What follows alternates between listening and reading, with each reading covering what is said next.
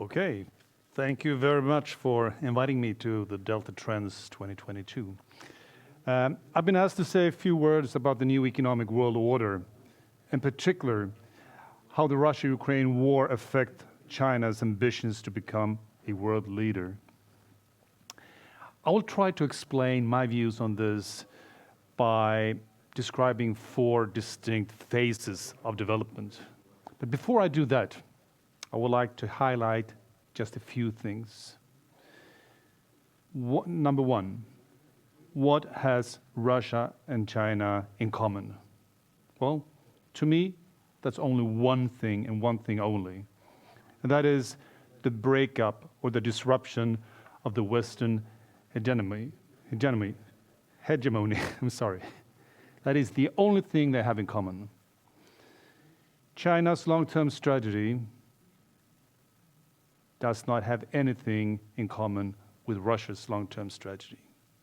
Remember that. So,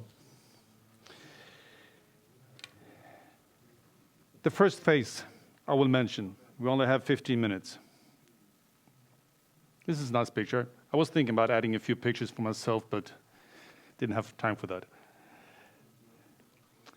First phase, Russia and China testing the Western partnership. This is exactly what was done with Russia's build-up of military forces on the borders of Ukraine up to a year prior to their invasion, right? By continuously providing more and more, adding more and more military forces to the border, building up the military strength, being aggressive in their political talks, they were testing how far the EU would go in questioning the Russian buildup. They were testing the European transatlantic relationship. How were they coordinated, etc. China was learning from this process, observing each and every step taken by the EU, the US, and the rest of the Western world. The lesson learned, of course, would be used for China's own strategic future goals. When Vladimir Putin met with Xi Jinping just a few weeks prior to the invasion of Ukraine, we can only speculate what these two leaders were discussing. But we can at least make an advanced guess that Putin was given a go to invade Ukraine. At the same time, an advanced guess would be that he was also told that now you're on your own. We know what happened during the first weeks of the invasion. We don't need to discuss that. And this was a hard lesson learned by the Chinese government. The EU turned out to be extremely well coordinated. The EU transatlantic partnership became stronger and more coordinated than in decades. Sweden, my country, and Finland started the process of joining NATO. A very, very quick process. So that was a learning lesson for China. And since then, China has behaved in a quite modest mood, so to speak. They have not criticized Russia formally, etc., etc. So, leaving Putin by himself. Of course, when we have sanctions from the Western world, Russia can only export and import from more or less one country. That's China. But believe me, China is not a large enough market to replace Europe, South America, North America, Japan, South Korea, and so forth.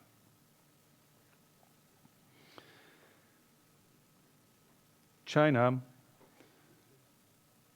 they are signing long-term agreements on the purchase of raw materials, energy from Russia at prices way below international market price. There are some indicators claiming that the oil bought from Russia is bought at $30 below the Brent standard price, market price. This means that Russia are selling oil and gas at just a tiny, tiny margin instead of selling it at the world market prices and a huge profit. And we can continue with lots of different goods and merchandise that's being sold and traded between China and Russia at very preferable prices to China. What this means is that Russia, for generations to come, is trapped in a low-income situation. They are trapped in selling raw material to China way below world market prices. That is extremely costly. In practice, this means that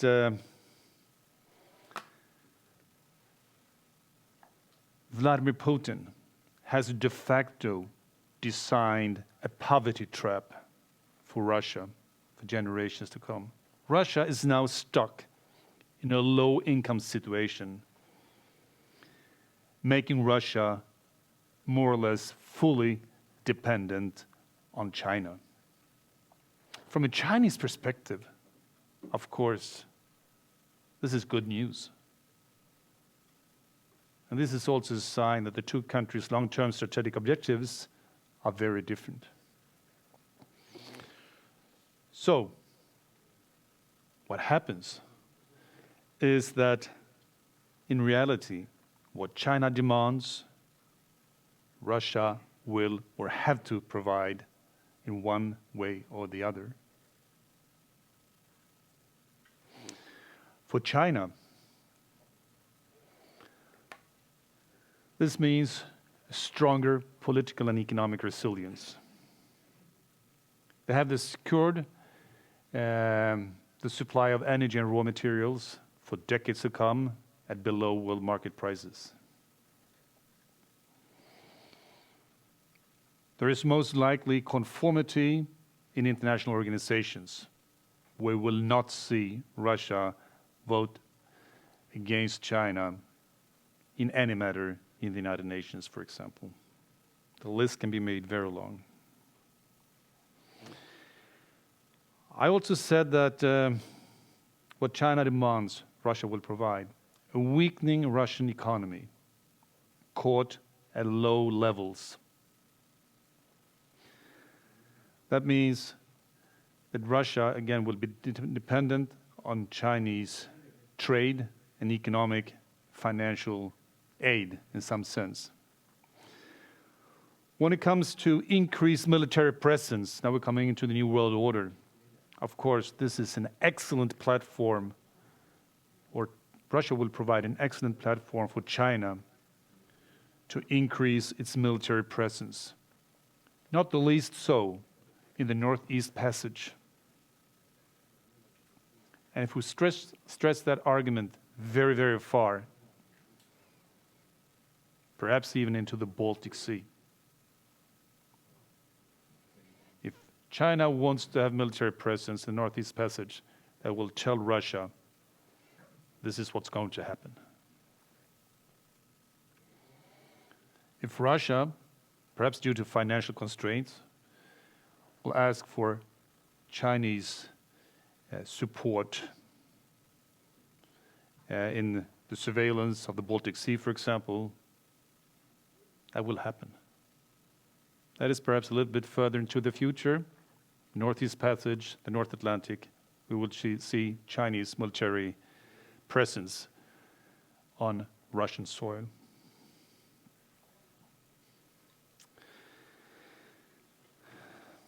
Altogether, for China, this is a double-edged sword. On the one hand, there is a question for China of taking global responsibility, being a responsible global stakeholder.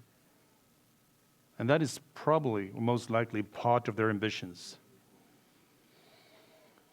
That's on the left hand. On the right hand, the breaking of Western hegemony is still there. On the other side of the sword, China is, of course, an important trading partner. They are one of the drivers within the regional comprehensive economic partnership. They are a platform for advanced research and development and so forth. That is not going to disappear.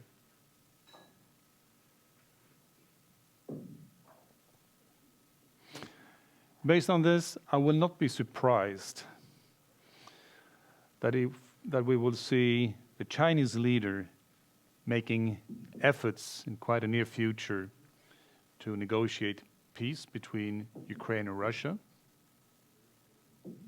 which will be followed by huge investment program to support the restructuring of Ukraine, infrastructure, and so forth. You remember Ukraine was regarded a long time as the platform for Chinese investments into the European Union.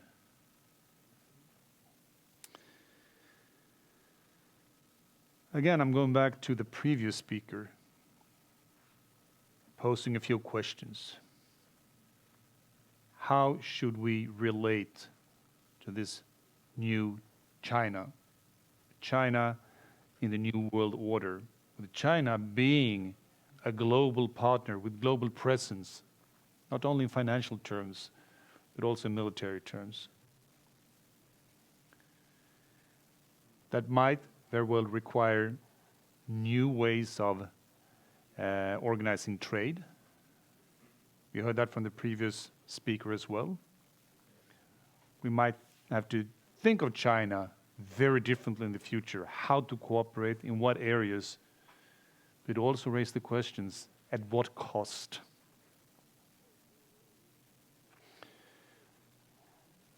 I quite often hear that China is dangerous, or is an aggressive force that cannot be stopped, or more rightly perhaps handled or dealt with. Because it's the second largest economy, it's soon to be the world's largest economy.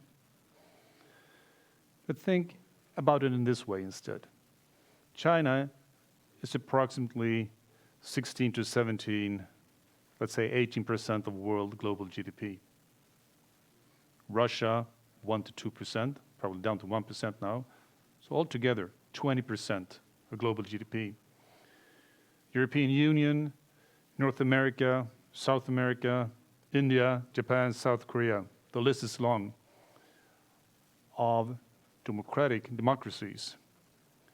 Our combined share of the global GDP is well above 75%. Then you have a few others. 75% is more than 20%. And this gives us an opportunity, if we can coordinate ourselves, to actually bring China into the New World Order as a responsible global stakeholder rather than an aggressive global stakeholder. And I think we need to think carefully about this. It's not about stopping China or ending China. It's about defining a new way to deal with China as a rising, very, very competitive global partner. Am I positive about this? Yes, I am. But it's going to require an effort, perhaps beyond imagination. The previous speaker also talked about the role of multinational companies versus states, governments. And of course, there will always be a contradiction between the two, or some friction between the two. Companies do have a different objective function than governments have. And we have seen that throughout the years. Despite the talks about the semiconductor industry decoupling and so forth, the large European companies, they continue to invest and expand in China. The European Chamber of Commerce just released a new report which tells the story that we are here to stay in China and expanding. At the same time, governments, Sweden not the least, would discuss how to decouple from China, how to make us less trade dependent on China, etc., etc. You know, those are competing aims that we need to put on the table. While we also discuss the security-related issues. I'm saying I'm positive. The times will be tougher. A Cold War that looks very different from the previous one, when we had the Soviet Union. There is a lot of experts on that here. The Baltic Sea, North Atlantic, the North Sea, the North Passage, will be the center of the scene. So we'll just have to work that out. I believe we can. Okay, thank you very much. Thank you, Christer, for this wonderful positive note. While we are sending you off, please, everyone, ask your questions in our workshop environment, because Christer will be back shortly in the panel discussion, so he can answer all your questions. Okay, thank you, Christer. Thank you very much. Thank you. Thank you.